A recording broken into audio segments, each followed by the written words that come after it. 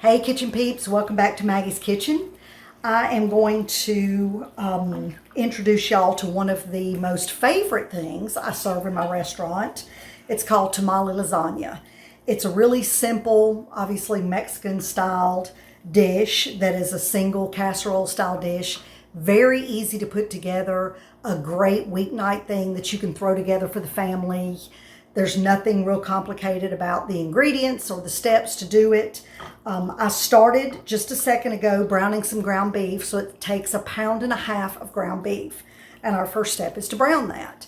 So I just started it because I want to, move the videos along and just get the really key points that y'all need, but not bore you with things like watching ground beef brown. So hang on just a second. I'm going to flip the camera down and you'll see where I'm at.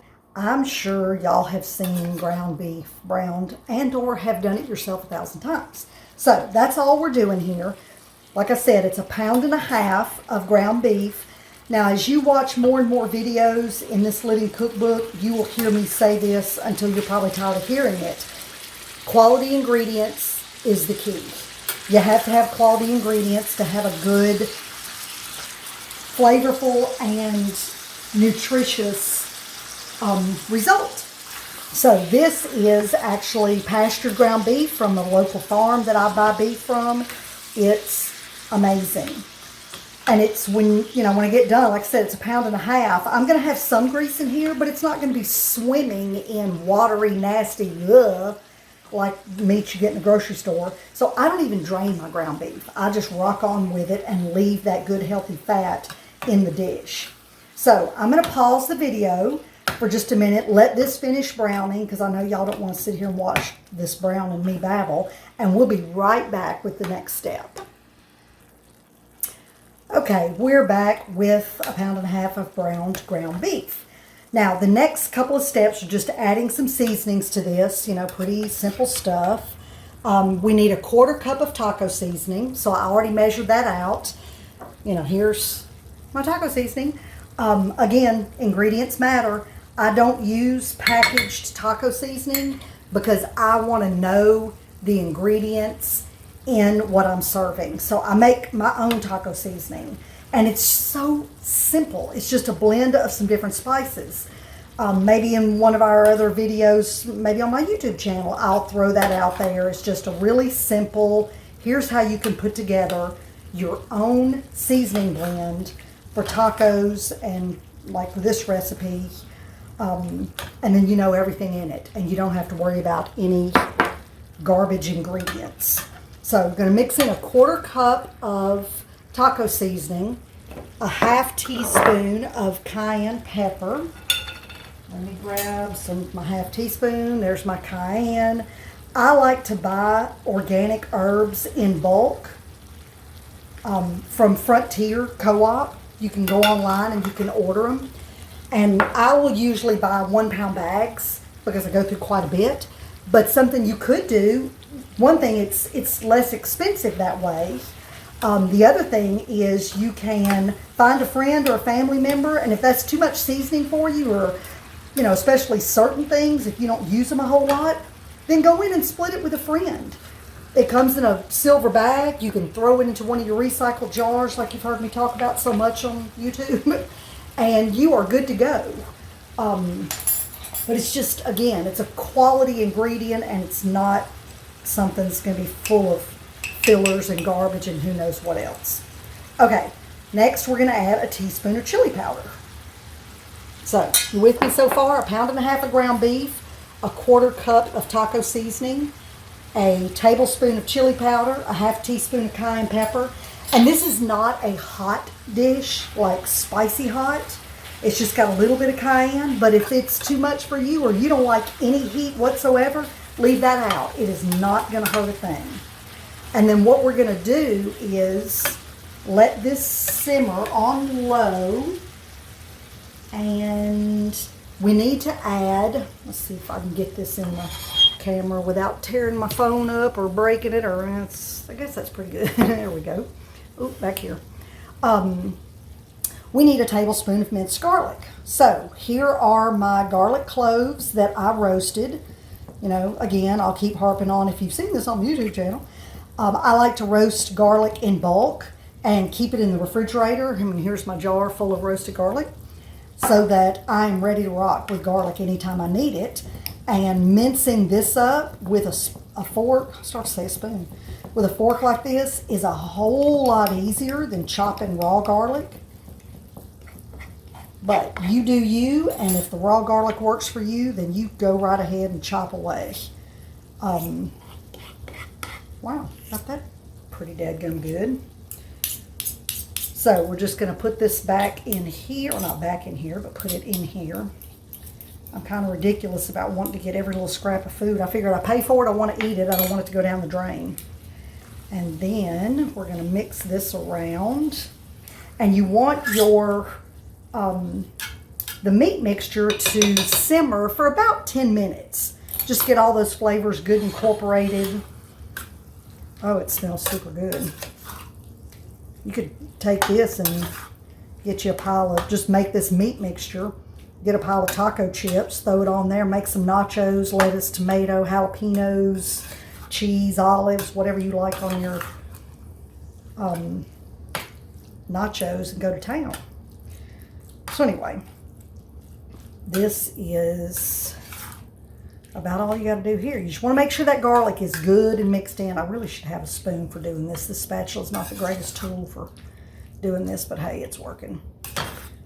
So we're going to let this simmer for about 10 minutes, and then we come back and we layer the dish. So I'm going to pause. Again, you don't need to watch this meat simmer for 10 minutes. And we'll layer it up, and then it's ready to go in the oven, and that's all there is to it. I'm telling y'all, this is the simplest thing ever, and it's really super tasty. So I'm going to pause again. I will go ahead and preheat my oven. This will bake on 375 for about 20-ish minutes, so I'm going to get that going, but for now I'm going to pause, and we'll be back when the simmering's done. Okay, we're back. Our meat has finished simmering. One thing I wanted to tell y'all, I took my ½ pound of ground beef that was left and just put it in a little Ziploc bag. I'm going to throw it back in the freezer. That may freak some people out, but I heard somebody say once, a butcher, years and years ago, an old man say that meat didn't know it was frozen the first time, so it's not going to know it was frozen the second time. So I just go with it. I figured, you know what? I don't make a habit out of it, but if I occasionally refreeze some meat, it's not going to hurt. So anyway, the other thing you can do when you're meal prepping, and hopefully you do meal prep, is try and find another recipe that takes £1.5 pounds of ground beef. Like my meatloaf recipe does that. So then you could do those in the same week. Make tamale lasagna, make a meatloaf, thaw 3 pounds of ground beef, use 1.5 on each, and you're good. So anyway, that's just an idea. But let's get to this. So we've got our ground beef. What we're going to do now is layer the other ingredients. So before I started the ground beef, you need corn tortillas. You need 10 corn tortillas. I like to use these sprouted, and that's probably backwards on there. Oh, sorry about that. I haven't figured out how to flip my camera yet. These are sprouted corn tortillas. They are amazing. And again, ingredients, the quality of your ingredients will determine how tasty and especially how nutritious your meal is. So do the best you can do for the ingredients you need. But the first step we're going to do, so I took my tortillas and I poured a little bit of roasted tomatillo salsa on them. Now you can use any kind of salsa you want. This is my favorite. I don't know if that's showing right on there. El Cabo Verde, which is a restaurant in Shreveport. So if you're anywhere near me, we carry this in our market, but gosh, you got to go check out his restaurant. It is phenomenal. Best salsa ever. So you want to pour a little salsa over your tortillas. You're not going to soak them. Just get a little salsa on them. You know, just kind of adds it to the layers. Then we're going to put 5 tortillas down. See, that one didn't even get much on it.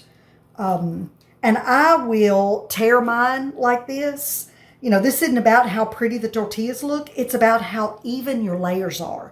You want to make sure when you're serving from this corner, that person gets everything just as much as the person being served out of the middle. So I'll throw a few whole ones in there and then I just start breaking them up. So that's 4 And this will be 5. And I'll just take this and kind of plug some holes. Flip that guy. It's kind of like a Tetris game or a little puzzle. But you're just making sure everybody gets a mouthful of all the good stuff with each bite. So there's your tortillas. Now we're going to put half the ground beef. So again, I'm going to take this pan and just, to make it easy, I kind of slice down the middle. It's all a visual thing. I don't get too wound up about measuring out when I'm layering stuff like this. And then I'll sprinkle it around. The one thing I do get real particular about is making sure that on my layers, everything is even as much as possible for the entire pan. Again, thinking about serving or getting servings on a plate. And, you know, a lot of this comes from a restaurant, owning a restaurant. But, you know, if you just do like that, then whoever gets served out of this corner isn't getting any meat. They're getting lots of tortilla. And then this is a big pile of meat. So you just want to get in here and spread it around and think about serving each piece and make sure that everybody gets a little bit of everything in every serving. So it's as even as you can get it. And the other thing, when I'm doing layer dishes like this, I may skimp a little bit on the early layers and have a little extra in the top layers because gravity. Things are going to go down, they're not going to come up. So you don't want a really thick, heavy bottom layer and then your top layer skimpy, because then your top layer is just going to be skimpy. But if your bottom layer is a little skimpy and then it's thicker as it goes up, as it settles down and the goo runs down, then it gets real thick and even all through, if that makes any sense whatsoever. So there's your meat layer. Now we need to do a cup of sour cream. I have 2 cups here, and this is something I'm going to tell you. You can use dairy-free, which is what I use at the restaurant, and I'll give you a little secret. I use primarily dairy-free Greek yogurt up there because the flavor works, the texture works, and it just works. This is actually dairy-free yogurt that I'm doing at home, although I don't necessarily always cook dairy-free at home, but I do a lot. But it's what I had, so I go with what I had. All right, there's my cup. Again, a little shy of a full cup, but it works. And then the next layer will have a little extra, and as it heats and cooks and runs down, then it's all evened out. So again, make sure the best you can, spread this around, and this isn't about really what it's going to look like. Nobody's going to see this layer under here anyway. This is more about just getting it evenly spread so nobody gets a dried out blah piece of the lasagna when it's cooked. Okay, so there's that. Now, after your 8 ounces of cream, you're going to put a half a cup of green onions. So I have my already chopped, ready to go, just pulled them out of the freezer, green onions. This was, again, one of the prep tip videos that I have on my YouTube channel to save time.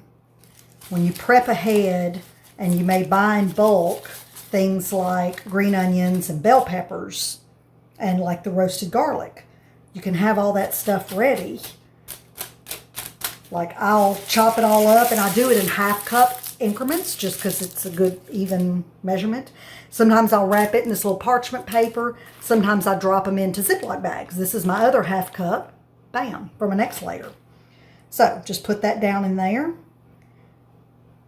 Alrighty, and then after that, we are going to, got stuff stuck to me.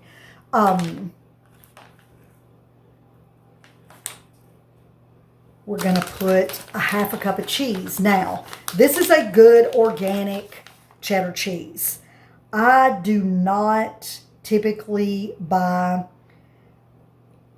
shredded cheese. I don't really care for it. I like block cheese, and I like to shred it myself. I just think it's better all the way around. shredded cheese, they add things to it like cellulose so it doesn't stick together. And I don't care for that. But again, it's what I had in my refrigerator. I'm going to use it. I'm not going to let it go bad. I had ordered a bunch for a stupid reason. But anyway, I had it. So there we go. So there's our half cup. Now we're going to repeat the layers. So we're going to do another layer of tortillas. Let's see how we're doing here. And this goes back to, I'm not going to get just real wound up over being super duper particular. 1, 2, that's 3, 4, right? Can't count. This would be 5. I have 2 tortillas left. I'm going to use them because I'm not going to throw 2 tortillas in the trash. I don't want 2 tortillas sitting in my refrigerator. They won't get used. Then they'll wind up going in the trash. And that'd be kind of dumb. So I'm just going to put them around here in little pieces. Make sure we don't have any holes, any gaps, and everything's full. All right.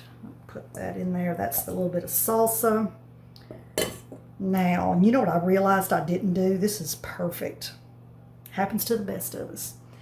I was supposed to pour about 10 ounces of salsa over my bottom tortillas, and I didn't do it. I was busy running my head. I didn't do it. Lord have mercy. So I'm going to put just a little extra on this layer. Those bottom ones had more salsa on them from the soaking than these top ones did. I'm a goober. So, you know what? It ain't the end of the world. That is one of the beauties of a layered dish like this. It all just kind of comes together and you don't have to worry about, oh my gosh, I screwed something up, it's going to be ruined. Because it won't be. It will work out just fine. Because that's the other thing. Remember I said gravity. Oh, there the oven's ready. The salsa will sink down between the layers as it cooks and it gets hot and it all kind of comes together. So it's not going to hurt a thing.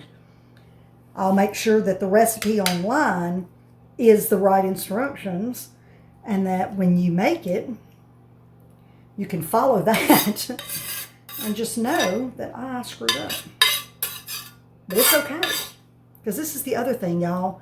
We are cooking a meal for our family. We're not going to kill the patient, which may sound terrible, but, you know, it's not, you're not going to do something that's just going to ruin it. It just, you know, baking is really particular. Savory cooking, not so much. It's an art, not a science. In my book, I'm getting all that seasoning out of that pan. All right, so move that around. Make sure every corner has meat and seasoning. Ooh, y'all, this is so good. Alrighty, so there's that. So there's our meat. Now we're going to do our other half a cream. Let's see if we can get this spread around really good. And again, sour cream, you can use dairy sour cream. You can use dairy-free sour cream. You can use dairy yogurt. You can use dairy-free yogurt. This is a dairy-free Greek yogurt. And it's going to be amazing. It's what I normally use when I'm at the restaurant because everything I serve there is dairy-free because I'm catering to people with food allergies and, you know, on special diets and that kind of thing. So, the thing that's going to be funny on this one is the cheese I used is a dairy cheese. So, you know, you can just mix it up. It doesn't hurt anything. It's not like if you're, I mean, unless you're, of course, serving someone that has a dairy allergy, then gosh, don't mix it up because that would be not good for that person. But for someone who doesn't, it works out perfectly fine. All right, so we got the other half of our cream.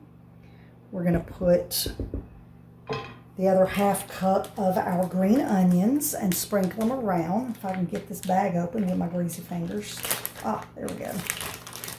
And you know, the thing about chopping and freezing your vegetables this way, I mean, you know, they're kind of mushy and looking, which you're not going to want to throw this in a salad, obviously, because that'd be kind of gnarly. But to bake in a casserole, to put in a soup, you know, to cook into any kind of dish, it's perfectly fine. Because when they cook, they're going to be soft and it's not going to hurt anything. And it saves you a whole lot of time. And yes, here I go with my, I can't let anything go to waste. I just can't. It's just ridiculous. It's like I paid money for this. Why would I just leave half of it in the bag and throw it in the trash? That's craziness. Crazy talk. Don't have time for no crazy talk. All right. So, kind of make sure that's spread around. Yum, yum, yum. Okay. Now we're going to put more cheese. And it calls for 1.5 cups of cheese. So you do 1/2 cup on that first layer and then a full cup on this layer. And this bag just happened to be 1.5 cups, so it worked out real well. But again, y'all, I encourage you to don't do as I'm doing here. Take the time. It doesn't take just a few minutes, and shred your own cheese so you don't wind up with excess stuff in your food. But also, if shredded cheese is what you have, honey, go for it.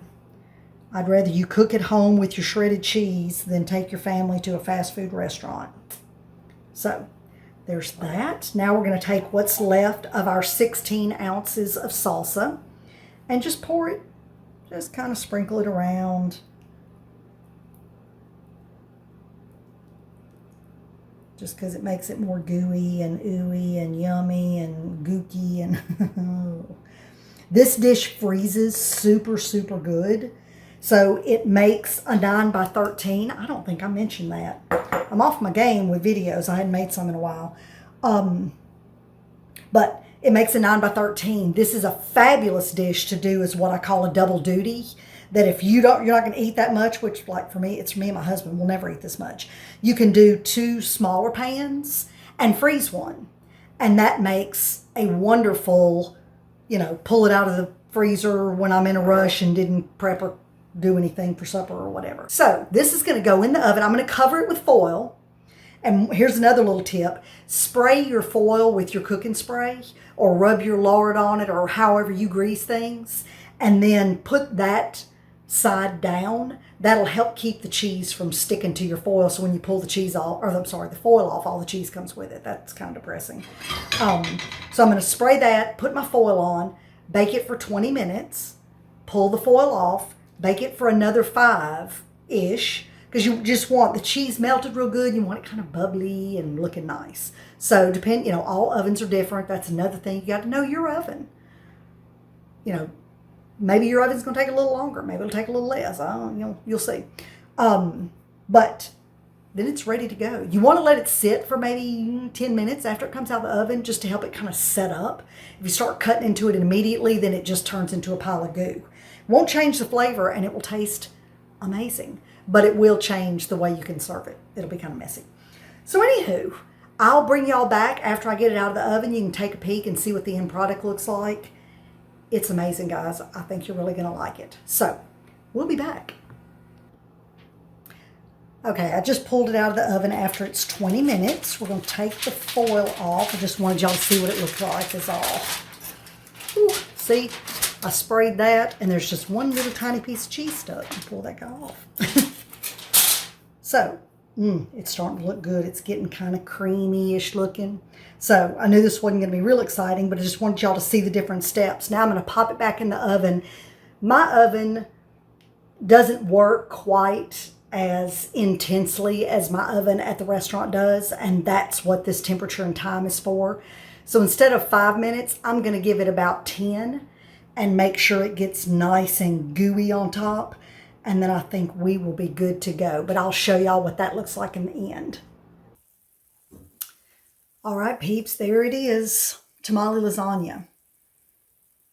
It's so incredibly tasty. And you can see how the green onion has started coming up because some of the goo has started going down. So it's just all settling in together. And my goof up of not layering that one little bit of salsa is not going to hurt a thing. But wow, we're going to tear into this for supper. So anyway, I hope y'all give it a shot and enjoy. And please ask any questions or, make any comments you have about the recipe or the video down below. Thanks, and we'll see you next time.